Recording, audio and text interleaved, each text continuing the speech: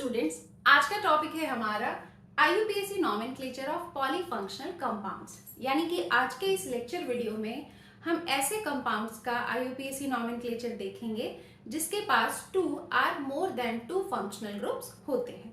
तो चलिए फिर स्टार्ट करते हैं। ठीक है, तो सबसे पहले हम क्या करेंगे बेटा, सबसे पहले हम फटाफट इस रूल को समराइज करेंगे। पहले मैं आपको रूल समराइज कर देती हूँ, फिर उसके बाद मैं आती हूँ तुरंत इसके क्वेश्चन के प्रैक्टिस में। ठीक है, तो चलिए रूल समराइज कर लेते हैं। रूल में बस आपको स्टार्टिंग के ही 2 पॉइंट्स मेनली समझने हैं, बाकी आगे के जो पॉइंट्स हैं वो सब बिल्कुल वैसा ही है जैसे मैंने आपको एल्केन, एल्कीन और एल्काइन के टाइम पर समझाया था। तो फटाफट समराइज हो जाएगा रूल। चलिए समझ लेते हैं, फिर चलते हैं सीधे क्वेश्चन प्रैक्टिस की तरफ। तो चलिए देखते हैं। जैसा कि मैंने आपको हमेशा बताया है, जब भी हमें आईयूपीएसी नॉमेनक्लेचर करना होता है तो सिर्फ 2 रूल माइंड में रखने होते हैं। पहला होता है रूल फॉर नंबरिंग, यानी कि ये डिसाइड करना कि नंबरिंग हमें किधर से करना है, और दूसरा होता है नेमिंग, यानी कि ये डिसाइड करना कि पहले क्या लिखना है और बाद में क्या लिखना है ना। तो पहले रूल फॉर नंबरिंग की बात कर लेते हैं। रूल फॉर नंबरिंग में हमें क्या करना है, हमें नंबरिंग के टाइम पर ये पॉइंट्स फॉलो करना है, और हमेशा की तरह जैसे मैंने आपको बताया है कि सारे पॉइंट्स एक साथ फॉलो नहीं करने होते हैं। मैं पॉइंट्स को हमेशा प्रायोरिटी ऑर्डर के फॉर्म में क्यों लिख के आपको देती हूँ, क्योंकि क्या होता है कि अगर हमारा फर्स्ट पॉइंट से ही डिसीजन हो जाता है तो हमें सेकंड में जाने की जरूरत नहीं पड़ती। जब सेकंड के बेसिस पे डिसीजन हो जाता है तो हमें थर्ड पे जाने की जरूरत नहीं पड़ती। इसी तरह से आगे के पॉइंट्स थे, है ना। जैसे कि मैंने आपको हमेशा बताया है, पहले हमेशा फर्स्ट पॉइंट के बेसिस पे हमें नंबरिंग का डिसीजन लेना होता है, और जब हमारा फर्स्ट पॉइंट के बेसिस पे हो जाएगा तो हमें आगे जाने की जरूरत नहीं पड़ेगी। तो फर्स्ट पॉइंट हमारा क्या है, किस बेसिस पे हमें डिसीजन लेना है नंबरिंग का, तो आइए देखते हैं। देखिए, जब आप नंबरिंग करेंगे, फंक्शनल ग्रुप कंटेनिंग कंपाउंड्स की आप नंबरिंग करेंगे, कार्बन की नंबरिंग करेंगे, तो आप हमेशा नंबरिंग उस तरफ से स्टार्ट करेंगे जिधर से आपका फंक्शनल ग्रुप नियर होगा। पहले हमेशा क्या करेंगे, आप ये देखने की कोशिश करेंगे कि हमें नंबरिंग उधर से स्टार्ट करनी है जिधर से हमारा फंक्शनल ग्रुप नियर हो। जैसे ये कंपाउंड है, इसमें हमें इसकी नंबरिंग करनी थी, तो मैं कहाँ से करूंगी, जिधर से हमारा ये फंक्शनल ग्रुप नियर है, मतलब COOH को मुझे क्या करना है, हाईएस्ट प्रायोरिटी पे रखना है। ठीक है, ये हो गया, फंक्शनल ग्रुप के बेसिस पे डिसीजन हो गया। लेकिन कई बार ऐसा होता है, कई बार एग्जाम में ऐसा हो जाता है कि आपको क्या करते हैं कि आपको दोनों एंड पे फंक्शनल ग्रुप लगा करके दे देते हैं। तो उस केस में बच्चे कंफ्यूज हो जाते हैं कि अब हम किधर से नंबरिंग करें। तो उस केस में हम क्या करेंगे, अब तो हमारा फर्स्ट पॉइंट के बेसिस पे डिसीजन नहीं हो पाएगा कि हम किधर से नंबरिंग करें, है ना। जब दोनों तरफ फंक्शनल ग्रुप लगा दिया तो अब तो डिसाइड नहीं हो पाएगा कि किधर से नंबरिंग करें। तो अब फर्स्ट पॉइंट के बेसिस पे डिसीजन नहीं हो पा रहा है, तो अब आप आएंगे सेकेंड पॉइंट में, यानी कि अब आप नंबरिंग उधर से स्टार्ट करेंगे जिधर से आपका मल्टीपल बॉन्ड नियर हो, है ना। देखिए, मैंने प्रायोरिटी ऑर्डर के फॉर्म में बिल्कुल रूल को लिखा है। तो अब मैं नंबरिंग, अगर ऐसा एग्जांपल आता है जहां पे फंक्शनल ग्रुप दोनों तरफ दे दिया है और सेम फंक्शनल ग्रुप दे दिया है, तो उस केस में मैं नंबरिंग उधर से करूंगी जिधर से मेरा ये मल्टीपल बॉन्ड यानी कि डबल बॉन्ड या ट्रिपल बॉन्ड नियर है। क्योंकि अगर मैं इधर से करती तो 1 2 3 थर्ड पोजीशन पे डबल बॉन्ड चला जाता। इस वजह से मैं नंबरिंग कहाँ से करूंगी, इधर से स्टार्ट करूंगी, क्योंकि यहाँ से मुझे मल्टीपल बॉन्ड सेकेंड पोजीशन पे मिल जा रहा है। ठीक है, तो सेकेंड पॉइंट हमारा ये हो गया। नंबरिंग के वक्त पहला पॉइंट क्या ध्यान में रखना है, हमेशा नंबरिंग उधर से करिए जिधर से फंक्शनल ग्रुप नियर है। बाई चांस ज्यादातर एग्जाम्पल ना फर्स्ट पॉइंट से हो जाते हैं, लेकिन जब फर्स्ट पॉइंट से नहीं हो पाते, बाई चांस ऐसे एग्जाम्पल्स एग्जाम में आ जाते हैं, तो उस केस में हम क्या करते हैं, हम डिसीजन लेते हैं मल्टीपल बॉन्ड के बेसिस। अब उसके बाद थर्ड पॉइंट पे या उसके नेक्स्ट पॉइंट पे कब जाना है, जब हमारा मल्टीपल बॉन्ड के बेसिस पे भी डिसीजन ना हो पाए। कई बार कोई ऐसा एग्जांपल आ जाए जहां पे फंक्शनल ग्रुप की पोजीशन भी सेम है, मल्टीपल बॉन्ड की भी पोजीशन सेम है, तो अब हम नंबरिंग कैसे करें, तो अब हमें नंबरिंग करनी होती है कार्बन के लॉन्गेस्ट चेन के बेसिस पे। अब आप कहेंगे मैम इसका एग्जाम्पल दिखाइए, तो देखेंगे अभी आगे यहाँ क्वेश्चन करेंगे तो यहाँ पे ये सारे पॉइंट्स का यूज हो ही जाएगा। ठीक है, अच्छा, लॉन्गेस्ट कार्बन के बेसिस पे नहीं डिसाइड हो पाता है, तो उसके नेक्स्ट पॉइंट पे जाएंगे, मैक्सिमम नंबर ऑफ सब्स्टिट्यूएंट के बेसिस पे डिसाइड करेंगे। अगर इससे नहीं होता तो लोवेस्ट सेट ऑफ लोकेंट पे जाएंगे, लोवेस्ट सेट ऑफ लोकेंट पे नहीं होता तो अल्फाबेटिकल ऑर्डर पे जाएंगे, है ना। अब ये सब चीजें क्या है ये हम लोग पहले भी डिस्कस कर चुके हैं। एल्कीन एल्कीन एल्काइन के टाइम पर मैंने आपको ये सब बहुत डिटेल में ऑलरेडी समझा दिया है ना। आज हमें क्या करना है, आज हमारे लिए सिर्फ यही नया था, ये फंक्शनल ग्रुप जो यहाँ ऐड हुआ है बस ये नया था, बाकी सारे पॉइंट्स हम लोग पहले भी डिस्कस कर चुके हैं तो वो सब आपको पता है। तो आज हमें क्या करना है, आज हमें इसका सीधे क्वेश्चन में यूज करना है ना। चलो नंबरिंग के लिए रूल समराइज हो गया है। अब आते हैं हम कहाँ पर, अब आते हैं हम नेमिंग में। नेमिंग की बात कर लेते हैं। तो नेमिंग में वही रूल है जैसा हमेशा किया है, एल्केन एल्कीन एल्काइन के केस में वही रूल है। सबसे पहले हमें प्रीफिक्सेस लिखने होते हैं, जब प्रीफिक्सेस हो जाता है तो वर्ड रूट लिखना होता है, और वर्ड रूट हो जाता है तो सफिक्सेस लिखते हैं। तो अब इसको हम सीधे करके प्रैक्टिस करेंगे, ज्यादा बेटर समझ में आएगा। ठीक, चलो इससे पहले कि बेटा मैं क्वेश्चन स्टार्ट करूं, मैं आपको थोड़ा सा पहले priority order of functional group के बारे में बता देती हूँ कि ये जो सीरीज दिखती है आपको अक्सर बुक्स में दिखती है, ये सीरीज है क्या, इसका यूज क्या है ना।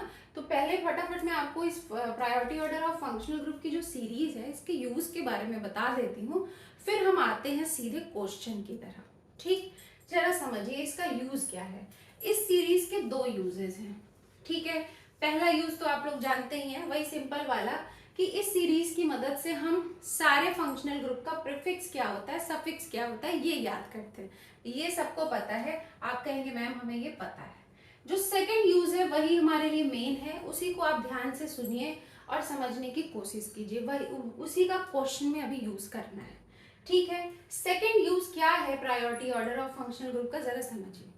देखिए होता क्या है कि जैसे कोई कंपाउंड जब देता है, अब मान लीजिए किसी कंपाउंड में 2 फंक्शनल ग्रुप लगा दिया या 2 से ज्यादा फंक्शनल ग्रुप लगा दिया, ऐसे 3 फंक्शनल ग्रुप लगा दिए, ठीक है। तो जब ऐसे क्वेश्चंस आ जाते हैं तो बच्चे यहाँ पे परेशान होते हैं, ये परेशान होते हैं कि इसमें हम नंबरिंग किधर से करें। हमें रूल तो ये पढ़ाया गया है कि आप नंबरिंग उधर से करिए जिधर से फंक्शनल ग्रुप नियर है। तो फंक्शनल ग्रुप तो इधर भी लगे हैं एक, और 2 फंक्शनल ग्रुप इधर भी लगे हैं। तो अब इस केस में मैं नंबरिंग करूं किधर से, तो उस केस में हमारे काम आता है क्या, priority order of functional group. ये priority order of functional group की जो सीरीज है ये एक्चुअल में हमें ये बताती है कि जो फंक्शनल ग्रुप हमारे इस सीरीज में ऊपर की तरफ होते हैं, जो ऊपर लिखे होते हैं उन्हें हम बोलते हैं सीनियर ग्रुप, और जो नीचे लिखे होते हैं उन्हें हम बोलते हैं जूनियर ग्रुप। ठीक है, उन्हें हम बोलते हैं जूनियर ग्रुप। और जब एक से ज्यादा फंक्शनल ग्रुप कंपाउंड में लगे होते हैं तो हम हमेशा नंबरिंग उस तरफ से करते हैं जिधर से हमारा सीनियर ग्रुप नियर होता है। अब जैसे आप यहाँ पे देखें COOH है और SO3H है ना। COOH ऊपर है, SO3H नीचे है, तो इन दोनों में जो COOH है वो सीनियर है, तो इसे हम सीनियर ग्रुप मानेंगे और नंबरिंग हम सीनियर ग्रुप की तरफ से स्टार्ट करेंगे। तो ये सेकेंड यूज है हमारा।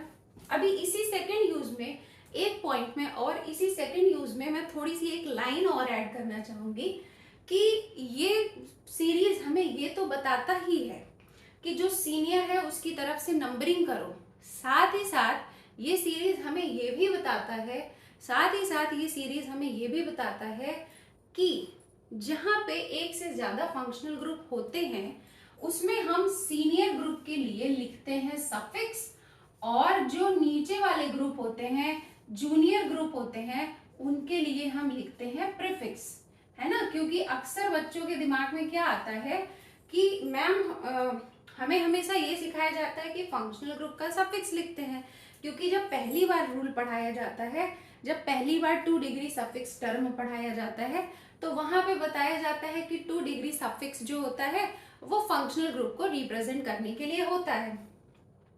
तो बच्चे कहते हैं मैम सफिक्स तो हमें इसलिए पढ़ाया गया था क्योंकि हम उससे फंक्शनल ग्रुप रिप्रेजेंट कर सकें, तो हमें ये सीरीज में प्रीफिक्स क्यों रटने के लिए बोला जाता है।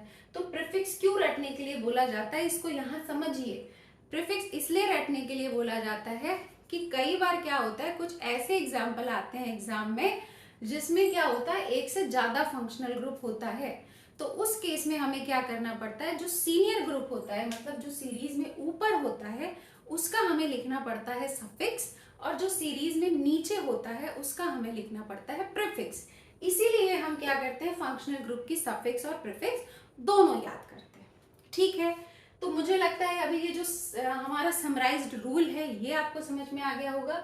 साथ में ये जो जरूरी पॉइंट है कि priority order of functional group का यूज क्या है ये समझ में आ गया होगा। अगर आपको ये बात अब समझ में आ गई है तो अब आप लोग इसके क्वेश्चन करने के लिए बिल्कुल तैयार हैं। आइए क्वेश्चन किया जाए। लेकिन क्वेश्चन शुरू करने से पहले मैं कुछ एक दो पॉइंट और क्लियर करना चाहती हूँ, एक दो बात आपको और बताना चाहती हूँ।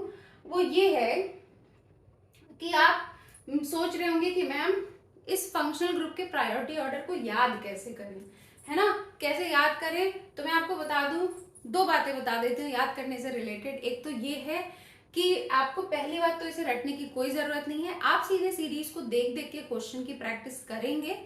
फिर उसके बाद लास्ट में 2-3 बार ध्यान से देख के पढ़ लेंगे तो आपको याद हो जाएगा।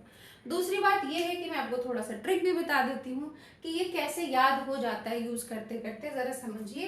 क्योंकि ये सीरीज जो है वो बड़ी सिंपल सी बनाई गई है, बहुत बढ़िया प्रायोरिटी ऑर्डर बनाया गया है। वो क्या है, वो ये है कि देखिए ऊपर के जो ग्रुप्स हैं वो अगर आप देखें तो दोनों एसिड हैं, एक कार्बोक्सिलिक एसिड है, एक सल्फोनिक एसिड है ना। तो प्रायोरिटी ऑर्डर कुछ ऐसे बनाया गया है कि पहले एसिड्स को ऊपर रखा गया है।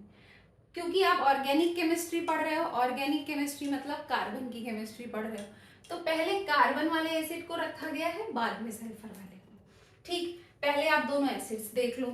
एसिड्स के बाद यहाँ पे जो आप 3 ग्रुप रखते हो वो आपके तीनों एसिड्स के डेरिवेटिव ही होते हैं, है ना। आप देखें तो यहाँ पे क्या है, सब एसिड के ही डेरिवेटिव है। इसी COOH का H हटा के R लगा दो तो ईस्टर बन जाता है। R बेसिकली R क्या, ये OH हटाया गया है, OH हटा के ही OR लगाया गया है, उससे ईस्टर बन गया है। इसी OH को हटा के Cl लगाया गया है तो उससे एसिड क्लोराइड बन गया है, और इसी OH को हटा के NH2 लगा दिया गया है तो एमाइड बन गया है ना। तो पहले दोनों एसिड है, फिर एसिड के ही डेरिवेटिव्स हैं। एसिड के डेरिवेटिव्स के बाद आपके ट्रिपल बॉन्डेड ग्रुप हैं। आप देखें तो नाइट्राइल और आइसोनाइट्राइल दोनों ट्रिपल बॉन्डेड ग्रुप है। ट्रिपल बॉन्डेड ग्रुप के बाद आपका एल्डिहाइड आता है। इसके बाद सीरीज में कुछ और मेंबर्स हैं, मैं इसे रब करके ऊपर लिख देती हूँ, उसको भी देख लीजिए। अब देखिए उसके बाद आपके डबल बॉन्डेड ग्रुप में ही एल्डिहाइड था, एल्डिहाइड के बाद आपका देखिए कीटोन है। कीटोन भी आपका कैसा है, डबल बॉन्ड है, C double bond O। Aldehyde में भी क्या था, C डबल बॉन्ड O, बस यहाँ पर एक H लगा था, है ना। अच्छा, इसके बाद आते हैं, इसके बाद आपका है क्या है, इसके बाद आपका सारा सिंगल बॉन्डेड है। ये देखिए ये आपके सिंगल बॉन्डेड ग्रुप है ना, 3 सिंगल बॉन्डेड फंक्शनल ग्रुप है।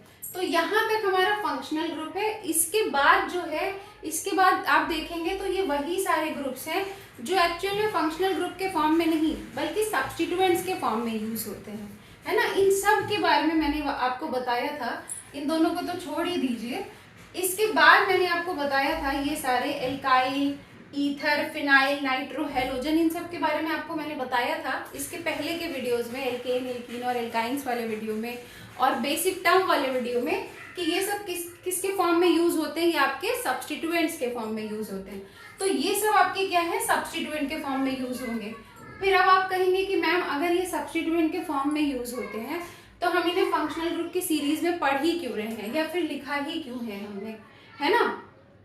तो देखिए जरा यहाँ पर एल्कीन से एल्कीन, एल्काइन को और इन सारे सब्स्टिट्यूएंट्स वाले ग्रुप को, मतलब ऐसे ग्रुप को जो कि सब्स्टिट्यूएंट के जैसे IUPAC में यूज होते हैं, उनको यहाँ पे इसलिए लिखा गया है क्योंकि कई बार ये भी तो होता है ना कि एक से ज्यादा सब्स्टिट्यूएंट ही लगा करके दे दिया। जैसे मान लो ऐसे कोई एग्जांपल दे दिया, एक तरफ यहाँ पे आपको CH3 लगा के दिया और एक तरफ OCH3 लगा के दे दिया, मतलब एक तरफ आपको एल्काइल दे दिया, एल्काइल ग्रुप, CH3 क्या एक तरह का एल्काइल ग्रुप ही तो है ना, methyl, ethyl, propyl, butyl, pentyl, ये सब क्या है, हमारे एल्काइल ग्रुप ही है। तो ये तो एक एल्काइल ग्रुप है। और OCH3 क्या है, हमारा एल्कॉक्सी ग्रुप है ना। R की जगह कुछ भी हो सकता है, CH3 हो सकता है, C2H5 हो सकता है ना। R की जगह मिथाइल इथाइल प्रोपाइल कुछ भी आप लिख दोगे, है ना, तो वो क्या बन जाएगा, एल्कोक्सी। याद करिए मैंने आपको बताया था मिथॉक्सी, इथॉक्सी, प्रोपॉक्सी, है ना, तो वो कुछ भी हो सकता है। तो ये क्यों बताया गया है, ये क्यों यहाँ पे लिखा गया। मान लो कोई ऐसा एग्जाम्पल आ गया जहाँ पे दो सब्स्टिट्यूएंट ही लगा के दे दिया, तो उस केस में फिर हम नंबरिंग किधर से करें, इधर से करें कि इधर से करें, ये कैसे हमारा डिसाइड हो पाएगा। ये हमारा इस बेसिस पे डिसाइड होगा कि जो इस प्रायोरिटी ऑर्डर में ऊपर लिखे होंगे उधर से ही हम नंबरिंग करेंगे। यहाँ पे भी हम वही मान लेंगे कि जो ऊपर लिखा है वो सीनियर है, हम नंबरिंग उसकी तरफ से कर देंगे, है ना। और जो नीचे लिखा है वो जूनियर हो जाएगा, उसकी तरफ से नंबरिंग नहीं होगी। लेकिन हाँ, एक बात याद रखिएगा, यहाँ पे देखिए इसका कोई सफिक्स तो होता नहीं है, सब्स्टिट्यूएंट्स का कोई सफिक्स तो होता नहीं है। अब जब सब्स्टिट्यूएंट का कोई सफिक्स नहीं होता है तो यहाँ पे जूनियर सीनियर डिसाइड करने के बाद सफिक्स प्रीफिक्स डिसाइड नहीं करना है कि सीनियर का हम सफिक्स लिखेंगे और जूनियर का हम प्रीफिक्स लिखेंगे, जैसा कि मैंने अभी पहले बताया। यहाँ पे वो नहीं करना है। सब्स्टिट्यूएंट्स के केस में क्या है, सब्स्टिट्यूएंट्स की प्रायोरिटी ऑर्डर सिर्फ इसलिए बनी है ताकि हम नंबरिंग डिसाइड कर सकें कि जो सीनियर है उसकी तरफ से नंबरिंग करें, इसलिए बनाया गया है। ठीक है, तो ये बात हो गई कि सब्स्टिट्यूएंट्स को क्यों इस सीरीज में रखा गया। सब्स्टिट्यूएंट को इस सीरीज में सिर्फ इसलिए रखा गया ताकि हम नंबरिंग डिसाइड कर सकें कि हमें नंबरिंग किधर से करनी है, जो सीनियर होगा उसके साइड से नंबरिंग करेंगे। और रही बात इसकी एल्कीन और एल्काइन की, तो इसके लिए कभी कोई प्रीफिक्स यूज नहीं होता है। ये हमेशा सिर्फ ये बताने के लिए होता है कि कंपाउंड में डबल बॉन्ड है या ट्रिपल बॉन्ड है, सिर्फ ये बताने के लिए होता है, इसलिए इसको यहाँ पे इसका सिर्फ सफिक्स ही होता है। 1 डिग्री सफिक्स वो भी होता है, 2 डिग्री होता भी नहीं है। एन, इन या आइन 1 डिग्री सफिक्स के फॉर्म में यूज होता है, आप लोग अच्छे से जानते हैं क्योंकि हम लोग एल्कीन एल्काइन वाले एग्जाम्पल में इसकी प्रैक्टिस कर चुके हैं। अच्छा, एक बात और, इसको प्रायोरिटी ऑर्डर में सिर्फ यहाँ पे ये बताने के लिए रखा गया है, वही नंबरिंग के लिए कि ये भी लगा हो, ये भी लगा हो, डबल बॉन्ड भी लगा हो, सब्स्टिट्यूएंट भी लगा हो, तो हम नंबरिंग हमेशा डबल बॉन्ड या ट्रिपल बॉन्ड की तरफ से करते हैं। तो जिनका भी ये सफिक्स, जैसे ये सब जो है, ये फंक्शनल ग्रुप के बाद जो ये सब है, उनको प्रायोरिटी ऑर्डर में सिर्फ और सिर्फ नंबरिंग डिसाइड करने के लिए रखा गया है। ठीक है, चलिए अब हम लोग क्वेश्चन करने के लिए बेटा पूरी तरह से तैयार हैं। अब हमें क्वेश्चन स्टार्ट कर देना चाहिए, है ना। काफी देर से रूल पर डिस्कशन हो रहा है, क्वेश्चन स्टार्ट कर देना चाहिए। आप लोग इस सीरीज की पहले प्रैक्टिस करिएगा, क्वेश्चन लगा लगा के, फिर धीरे धीरे इसको आप याद कर लीजिएगा। ठीक है, चलो तो अब आते हैं क्वेश्चन में। चलिए, पहला क्वेश्चन है हमारा ये वाला। इस पे अब सबसे पहले हमें डिसाइड करना पड़ेगा कि इसमें हम नंबरिंग किधर से करें, क्योंकि 3 ग्रुप हमें दिखाई पड़ रहे हैं। तो अगर आप इसमें देखें तो एक OH ग्रुप है, OH ग्रुप हमारा फंक्शनल ग्रुप होता है, जबकि Cl और Br जो है वो हमारा क्या है, सब्स्टिट्यूएंट ग्रुप है। यहाँ पे मैंने X और हेलो लिखा है, X की जगह पे Cl होगा तो आप क्लोरो लिखेंगे, Br होगा तो ब्रोमो लिखेंगे, I होगा तो आइडो लिखेंगे, तो कलेक्टिवली इसे हेलो बोलते हैं। अच्छा, तो बाकी के दो तो हमारे सब्स्टिट्यूएंट है, OH फंक्शनल ग्रुप है, सीरीज में OH ऊपर है, Cl Br नीचे है। नंबरिंग हम किधर से करेंगे, जिधर से OH नियर है ना। तो क्या हो जाएगा, 1 2 3 4 5। नंबरिंग डिसाइड हो गई, कोई दिक्कत नहीं है ना, डिसाइड हो गई। पहले ही पॉइंट से डिसाइड हो गई कि हमें नंबरिंग उधर से करनी है जिधर से फंक्शनल ग्रुप नियर है। कंपाउंड में हमारे फंक्शनल ग्रुप भी था, सब्स्टिट्यूएंट था, हमने डिसाइड कर लिया फंक्शनल ग्रुप के बेसिस पे, इधर फंक्शनल ग्रुप नियर था, उधर से नंबरिंग कर दी। अब आइए करते हैं नॉमेनक्लेचर। तो नॉमेनक्लेचर में सबसे पहले क्या लिखते हैं, सबसे पहले लिखते हैं प्रीफिक्सेस, है ना। अब यहाँ पे हमें ये डिसाइड करना पड़ेगा कि प्रीफिक्स लिखना किसका है। तो प्रीफिक्स तो हम हमेशा सब्स्टिट्यूएंट का लिखते हैं, है ना।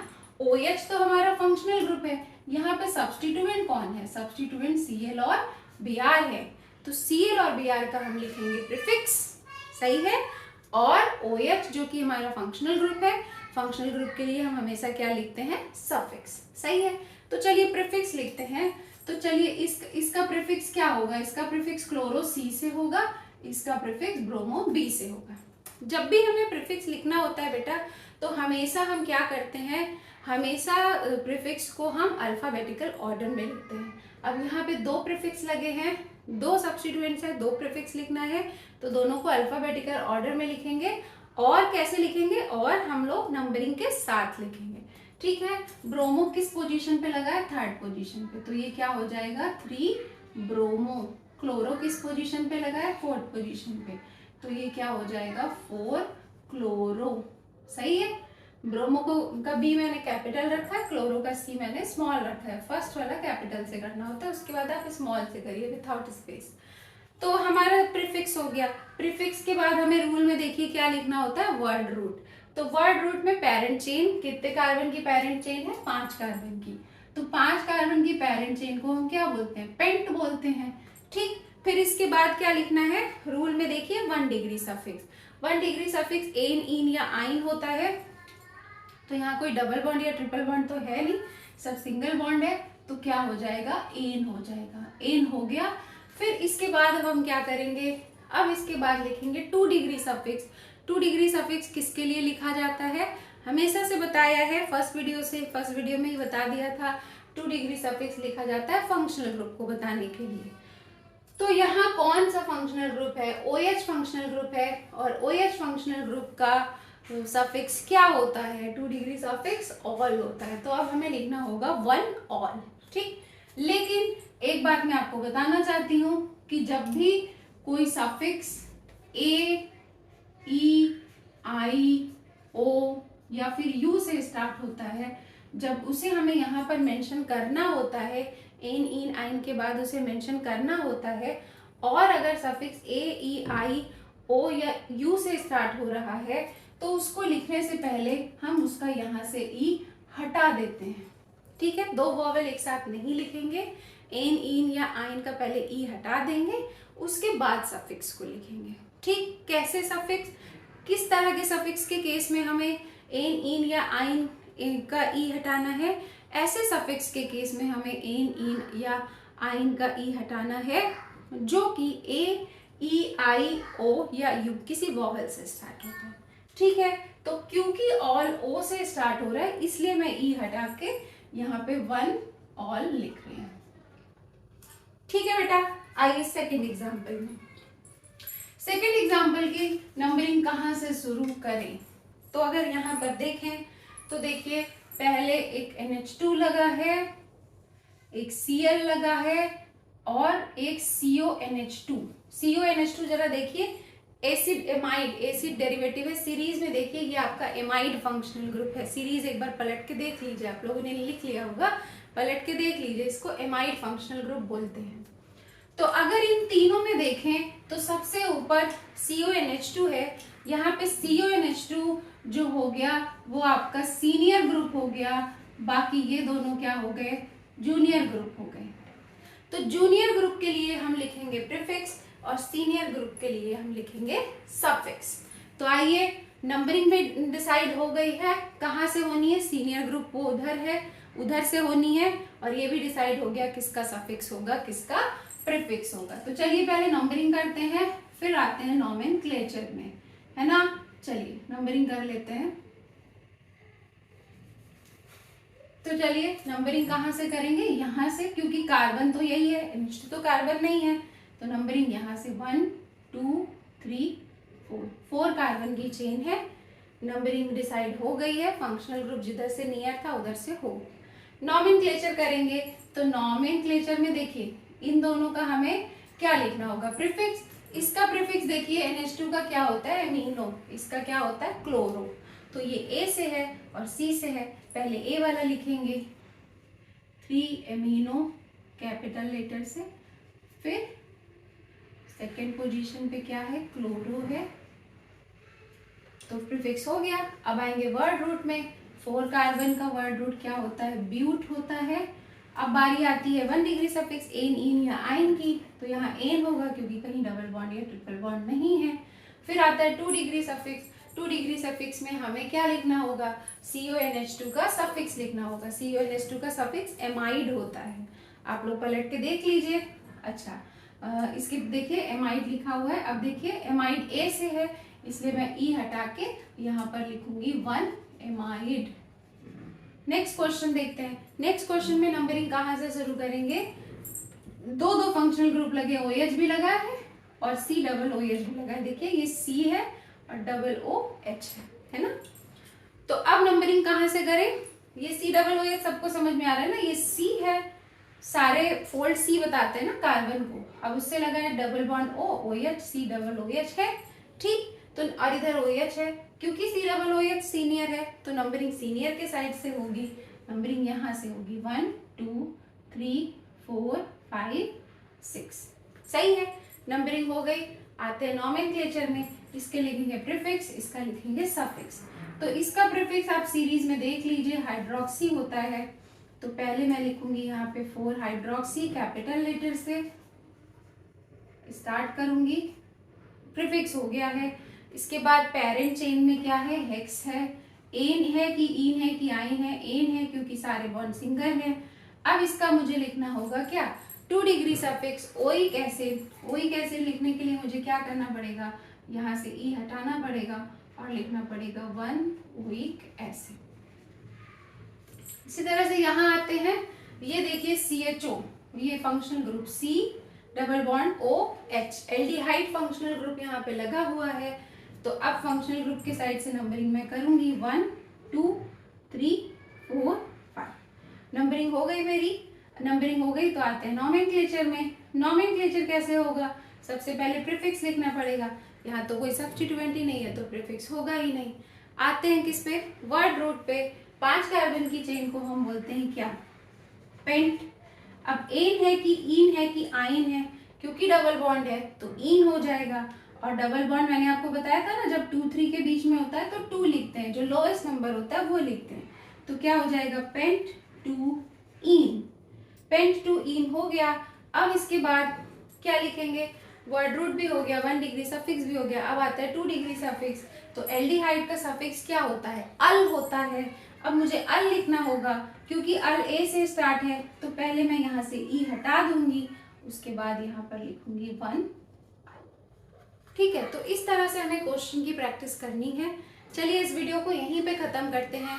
अब हम लोग मिलेंगे नेक्स्ट लेक्चर वीडियो में। Have a nice day, thank you so much.